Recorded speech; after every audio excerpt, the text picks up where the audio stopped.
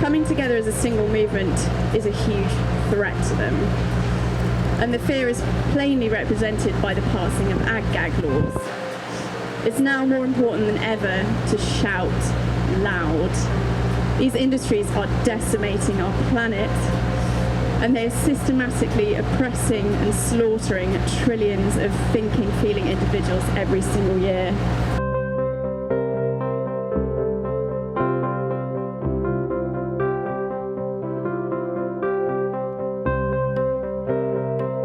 Hi beautiful beings, it's Rebecca the Vegan Pixie Warrior.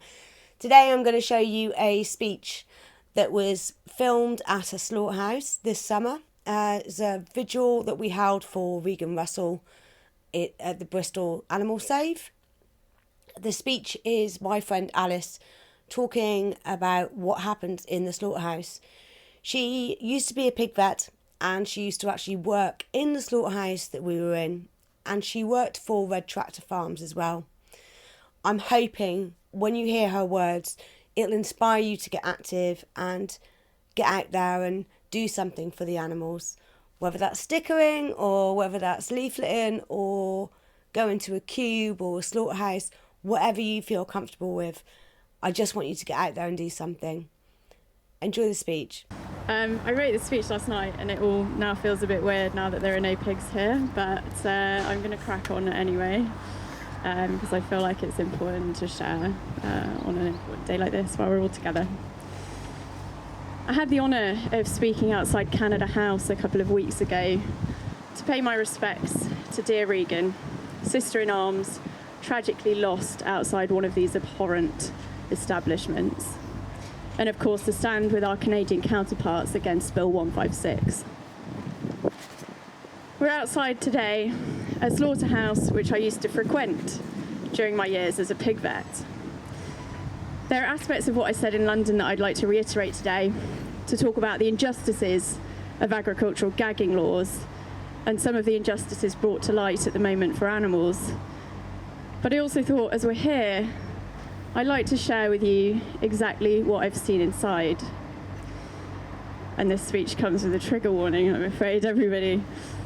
I'm truly sorry in advance for anything that is upsetting, but I figured Regan Russell bore witness to make it known, to show people that these animals are not living out their natural lives in bliss, nor are they being peacefully laid to rest.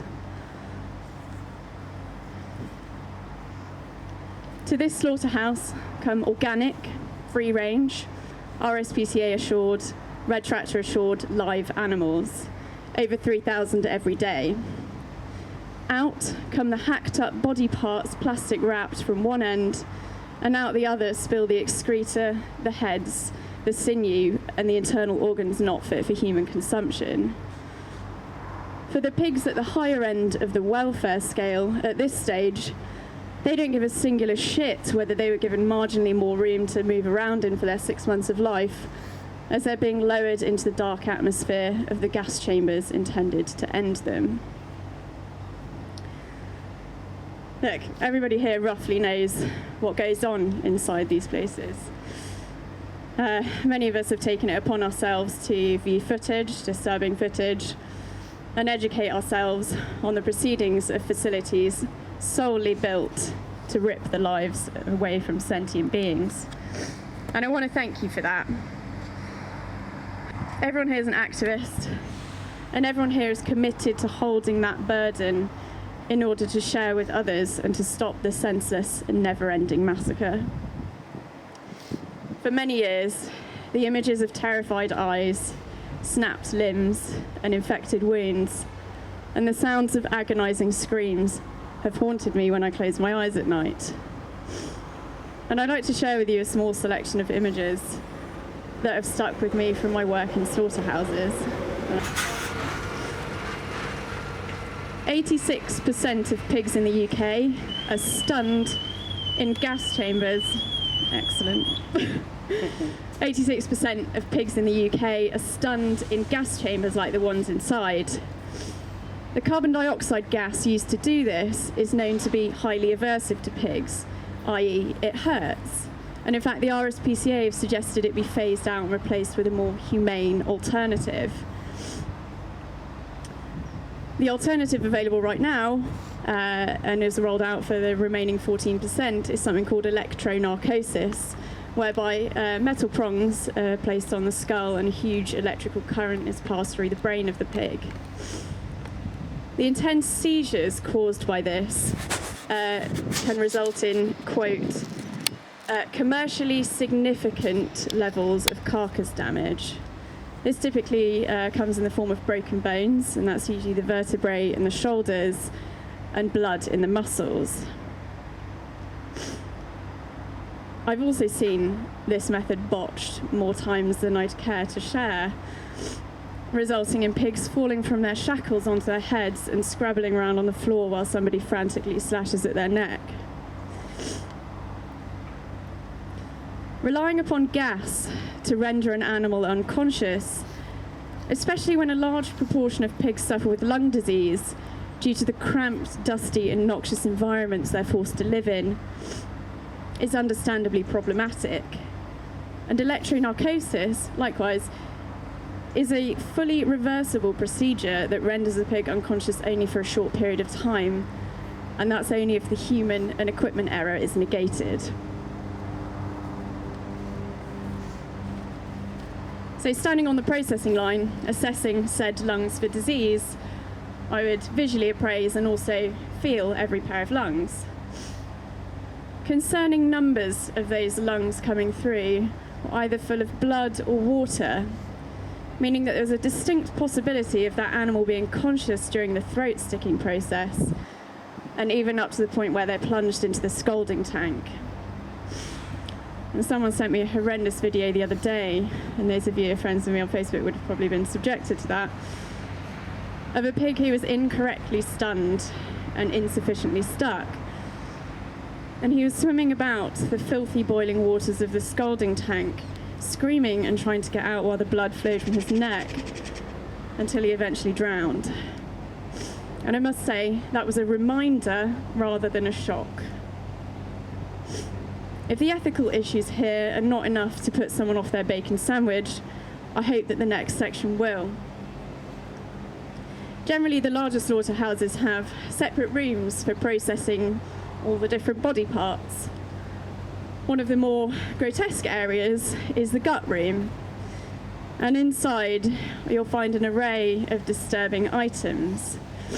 A wall covered in inside-out stomachs hanging from pegs, general detritus in a big disgusting tub, and a contraption that looks a little bit like an old-fashioned washboard over which are draped the intestines to be wrung out. So as these intestines pass over the washboard thing, the contents flow out the bottom into a tray below and sort of collect, and the liquid contents will go down the plug hole. And what you're sometimes left with at the end is a tray full of writhing, enormous worms which can infect humans also. Heading out the gut room for a quick gag before returning to my position on the upper slaughter line, I'd place myself just down the line from a big saw that cuts the pigs down the middle, so that I had behind me pigs split in half with the corresponding organs passing in front of me. Hanging by the windpipe would be the heart, lungs and liver, and below in the green offal tray would be the guts, the kidneys and the reproductive tract. And I'd just like to make it known that a not insignificant proportion of pigs going to slaughter, female pigs going to slaughter, are already pregnant. And you can stand there and you can watch the little lumps of piglets passing you on the green offal tray. It's not a legal requirement, nor even a red tractor standard, to house pigs according to their gender. So when the young female pigs start to cycle and start to come on heat, the male pigs will make a beeline for her. Given the woefully inadequate space requirements, it's incredibly difficult for her to get away. And for the very unfortunate females housed in large groups with a lot of males, it wouldn't be unusual to be raped to death or suffocated by the sheer volume of pigs trying to mate with her. Next to me on the slaughter line, and present all the way along, meat inspectors are tasked with trimming organs and flesh for various revolting ailments. Tumours, abscesses, parasites, remnants of disease and rotting flesh will be trimmed off, and that's just the physically obvious defects, not to mention the potentially fatal invisible diseases that can be picked up from eating pig flesh. Salmonella, E. coli, hepatitis, to name just a very small few that you're all probably likely familiar with. And that is most of the gnarly bits over, I'm sure you're all pleased to hear. I was very much in two minds about some of that content, but it's in the hope that there's something useful to be shared in outreach there from inside places like this. I now want to talk briefly about agricultural gagging laws, and obviously part of the reason for being here today is to protest the unconstitutional laws, with Bill 156 being passed in Ontario just days before Regan was struck down. On Wednesday, a few of us here attended a protest in London against a proposed UK agricultural bill, which is not quite the same concept, but we were there to demand a just transition to a sustainable plant-based food system. An example I used when discussing this bill,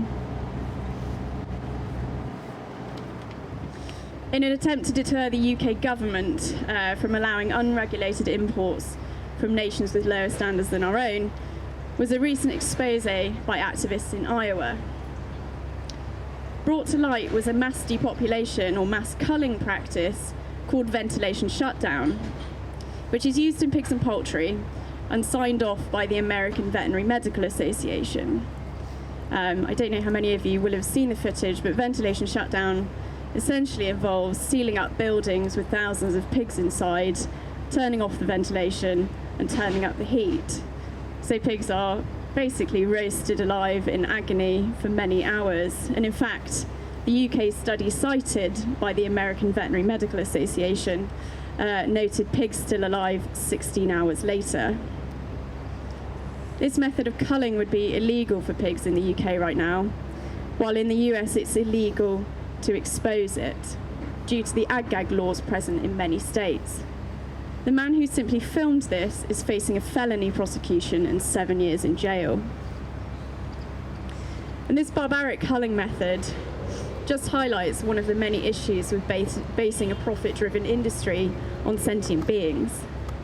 When it goes wrong, due to a global pandemic or disease outbreak, it's not just a case of harvesting a few peas and popping them aside in the freezer. It's literally the brutal murder of thousands to millions of individuals. Videos emerged from China last year of pigs being buried alive en masse due to an outbreak of African swine fever, which is still ongoing. And they're not the only nation to do this, and it's certainly not the first time we've seen it. But there was an estimated 200 million pigs culled last year alone in China. One of the reasons I and other activists got involved in opposing the UK agriculture bill is because importing products from nations like the US sends a very dangerous message that we're okay with the even more violent treatment of animals while it's bad enough here, and we're funding governments that make it a felony to even discuss it.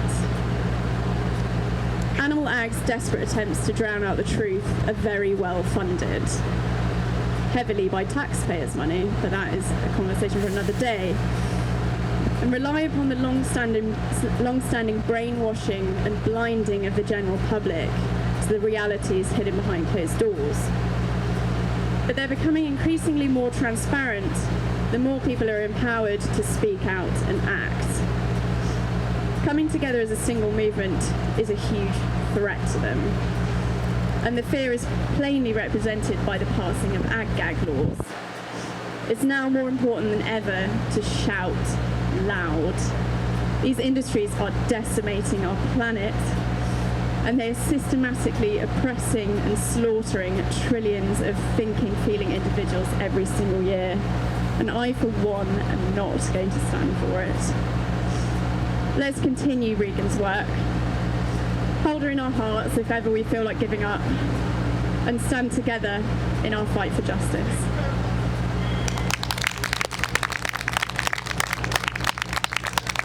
Sorry, that was really horrible.